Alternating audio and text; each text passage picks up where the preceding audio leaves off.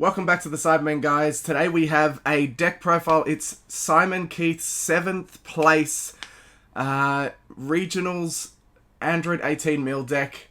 We know that someone in, I believe, the Latham Regionals came first with this deck. It's such a strong deck, but this is a fairly different build, I think, to that one. So take a look. I hope you enjoy it. Don't forget to like and subscribe. Cheers, guys.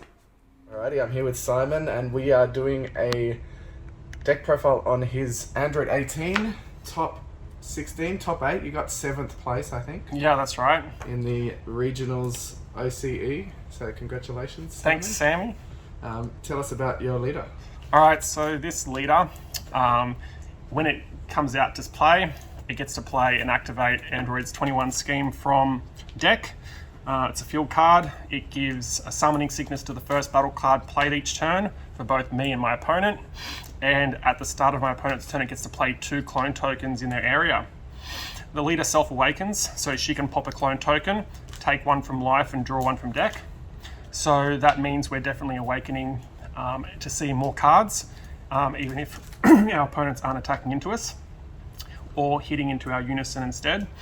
And when we awaken, we draw 2. And on the other side, she draws when she swings. And the other effect is we can pop a clone token and return a battle card with energy cost of 1 to the owner's hand. And then I get to combo with blue or green battle cards for free that turn, reducing their cost by 1. This side, whenever we take a clone token, it also bounces a 1-drop, which is rid of Black Marseille. Super important to remove Black Marseille and cards like that really affect the deck.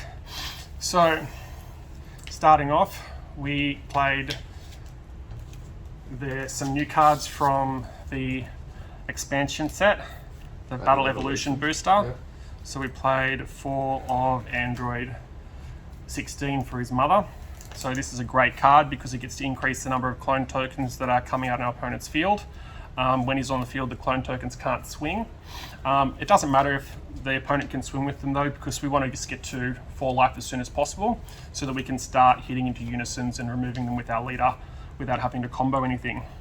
The good thing about this guy is he can be played from the drop or hand by popping a clone token, which is really good because if the opponent removes it, we can play this guy from the drop, and that's going to activate the summoning sickness at the start of the turn. So then our following battle cards can swing without a problem. So ideally, this guy is great for triggering the summoning sickness. Yeah. The only thing to be aware of, you can't combo this guy off the field. So you can't combo him off and then play him for free from the drop. Once he's on board, he's kind of stuck there until he's removed. Yeah, okay. The next 4 cards we play are our Unison cards. So we're playing the Super Android 13, Never Ending Bloodlust. It's another Battle Evolution booster special. Yep, so we can get this guy out super early by popping a clone token and playing it in our battle area in rest mode with 1 marker on it and increase its markers by 2, and we get to give our leader 5k. Once he's out, we can start swinging into unisons with our leader, even if we're not awakened, and start removing markers from that. So that's really effective. And once you use your +2, the opponent can't swing with the clone tokens for the next turn. So it's just an extra, in case they remove Android 16, they still can't attack with them. Yeah. Now the -4 markers to give the leader, to give the Unison 11k, taking it to 25k and giving it double strike is pretty relevant against matchups where you have to kind of hard switch into kind of an aggro mode. If they've got the answers to the Freezer 100% Overdrive in their deck and you know that's in their hand and you don't want to risk it, it can turn this deck quite aggro as well. And the nice thing about during battle as well. Yeah, so that's the key with this one. It's activate battle, so you can swing with it, and if they don't happen to negate and you want to go in, you can -4, giving it double, taking it 25, and go from there. Take them by surprise. Yeah. Now, the next one we're playing is our Mai. I think that's from the Trunks Future set, and she's great because she looks to the top 5 cards of the deck and grabs a Unison card with specified cost of 2, so it grabs this guy. We want it in our opening hand, so getting it hit out if we don't happen to draw into it's really good as well. The other things you can grab are Trunks Future cards, and because we play quite a few of those, she's pretty consistently finding those answers to other decks that we need. pull. So that's the first kind of starting package. We want to see these cards in our hand to begin with. When we're mulligan, we want to keep either of these guys. If we don't happen to see the Unison, we probably want to keep them if we've got it in hand, so that we're not kind of shut down and we can kind of search for that Unison to get it out ASAP. And you can even, the good thing is that you don't need energy for the Unison, so you can still get it out if you've tapped out for my. That's right. Now, turn one, if our opponent's going first, they're starting off with 2 clone tokens. So when it passes to our turn, the play is to pop a clone token with the leader to take a life and draw a card. Then we pop a token to play the Unison. That's leaving 0 tokens on board, and then we play the android for his mother for 1.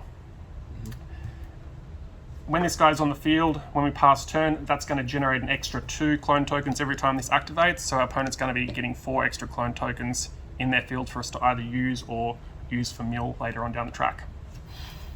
So that's the first little group. Now, to synergize with having a blue Unison on board that's pretty hard to remove because it pluses 2, we are going to play some counterplays, which is this Android 18 begins a battle. We want to play 4 of those. If you've got a Unison card in play and your leader's blue, she becomes a 1 cost.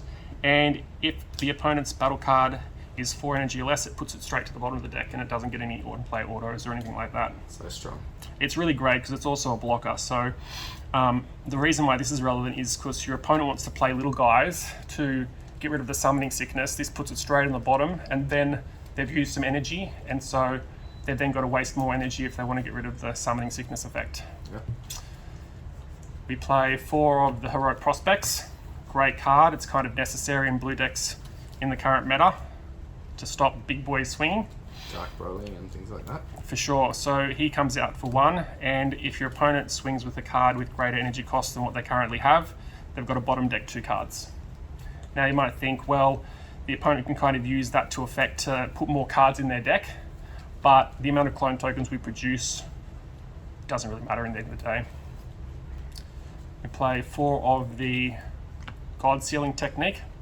This guy is super important. We always want to keep 1 in hand for our big mill turn, because this guy hits back cards like Charismatic Villain that can come in and KO our freezer before it can swing. So we want to make sure we keep 1 of these in hand for our big play turn. Yep. Other than that, any extra ones we can use this girl first, followed by him second, and their summoning sickness is still not turned on. And so then they've got to denying them a whole turn. Basically die not a whole turn or keep wasting resources. The other card we play is this one here, Final Hope Slash. So it becomes a free extra card when we've got a Unison on board, blue Unison, and it's similar to Dormant. It doesn't actually stop the attack coming through, but it lets you bounce a 15k battle card, ignoring barrier, and return it to their hand. And the reason why this one is good is because on the turn after we play the Unison, we're tapped out with 1 energy. If we have a Final Hope Slash in hand and they swing in with a 15k body, we can activate this for free, untap an energy, which then makes these guys live as well to keep denying their ability to kill the Unison off, because we want to protect this as much as possible. So that's the cards that synergize with our Unison. And it really helps against things like Sin Shenron that need those bodies on board to keep playing other battle cards and things like that. Yeah.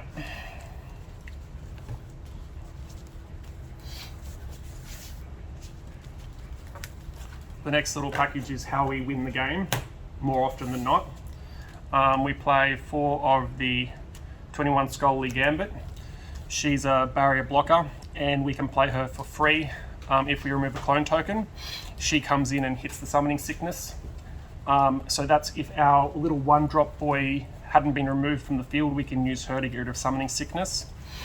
Then we can play Rebirth of Justice, which plays our freeze 100% overdrive. You have 4 of those, is it? For this one, we're playing 3 with this one here.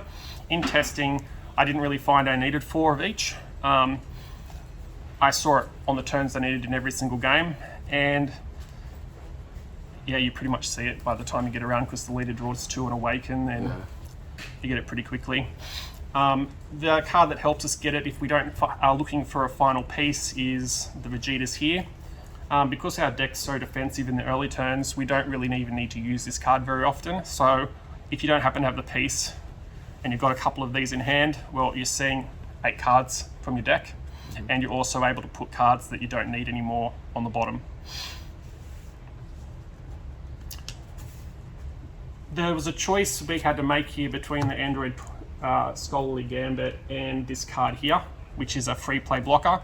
The reason I chose to go with the Scholarly Gambit in this case is because a lot of the time, if they're quite aggressive into your Unison or the little 1-drop, you won't have enough cards, clone tokens on field to mill them out on your turn 4.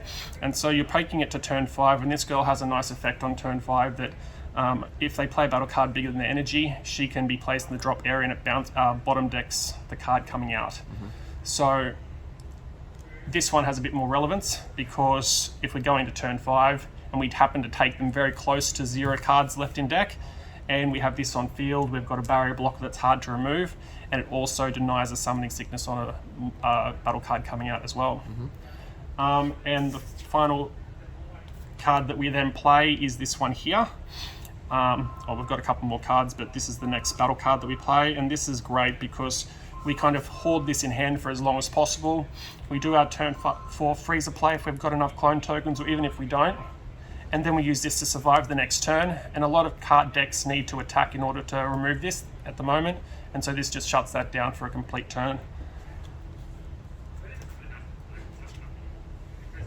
Extra cards now. Now we've got some extra cards, so we play Dimension Magic. I was originally playing 4 of this, but because I was anticipating the meta to be very Sin Shenron, Dark Broly-esque,